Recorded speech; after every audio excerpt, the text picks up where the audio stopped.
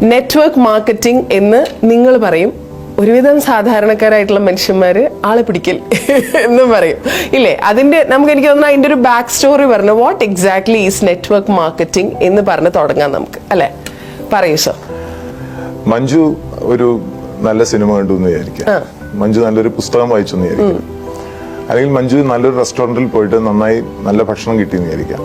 മഞ്ജു സ്വാഭാവികമായിട്ടും മഞ്ജുവിന്റെ സുഹൃത്തുക്കളോട് പറയും പുസ്തകം നല്ലതാണ്, സിനിമ നല്ലതാണ്, അല്ലെങ്കിൽ ഈ പറയുന്ന ഭക്ഷണം നല്ലതായിരുന്നു എന്നൊക്കെ പറയും. മഞ്ജുവിന്റെ വാക്കുകൾ അവർ വിലക്കെടുക്കുകയും ചെയ്യും. അവർ ആ സ്ഥലത്ത് പോയി ഭക്ഷണം കഴിക്കും, ആ പുസ്തകം വാങ്ങിക്കും, ആ സിനിമ പോയി കാണുകയും ചെയ്യും.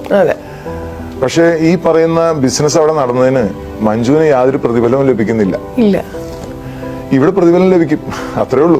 ഓക്കെ, നിങ്ങളൊരു പ്രോഡക്റ്റ് യൂസ് ചെയ്യുന്നു, നിങ്ങൾക്ക് അത് ഇഷ്ടമാവുന്നു, നിങ്ങൾ നിങ്ങളുടെ മൗത്ത് പബ്ലിസിറ്റി, അതായത് ഇഷ്ടമായ സാധനം ഇഷ്ടമായാലും ഇല്ലെങ്കിലും അത് വേറൊരാളോട് പറയുന്നു, and you are getting paid. അല്ലേ? ഇനി ചോദിക്കാവുന്ന മറ്റൊരു ചോദ്യം, ഈ പൈസ എവിടെ വരുന്ന ചോദ്യം, എങ്ങനെ കാശ് തരും അല്ലെ?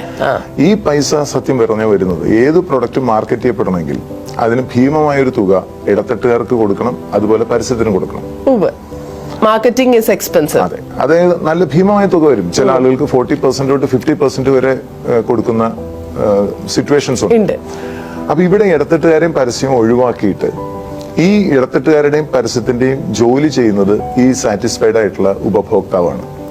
Four example, you read a book, ഇഷ്ടപ്പെട്ടു, അത് മറ്റൊരാളോട് റെക്കമെൻഡ് ചെയ്തു. ഈ മോഡലിലാണ് ആ പുസ്തകം വരുന്നതെങ്കിൽ സ്വാഭാവികമായിട്ടും മറ്റു മാർക്കറ്റിംഗ് ഇടത്തട്ടുകാർക്കോ പരസ്യത്തിന് പോകേണ്ട ആവശ്യമില്ല.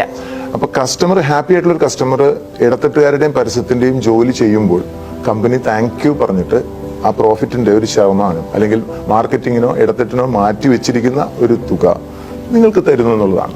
ഏതൊരു ബിസിനസ്സിനും മാർക്കറ്റിങ്ങിനായിട്ട് മാറ്റി വെക്കുന്ന കാശ് നെറ്റ്വർക്ക് മാർക്കറ്റിംഗിൽ അത് ഉപയോഗിക്കുന്ന ക്ലയൻസിന്, നിങ്ങളുടെ കസ്റ്റമേഴ്സിന് കൊടുക്കുന്നു കാശായിട്ട്, അല്ലെ? ഇടത്തട്ടുകാർക്കും പരസ്യത്തിന് പോകേണ്ട തുക വീതം വെച്ച് കസ്റ്റമേഴ്സിന് തന്നെ തിരികെ കിട്ടുന്ന സമ്പ്രദായമാണിത്.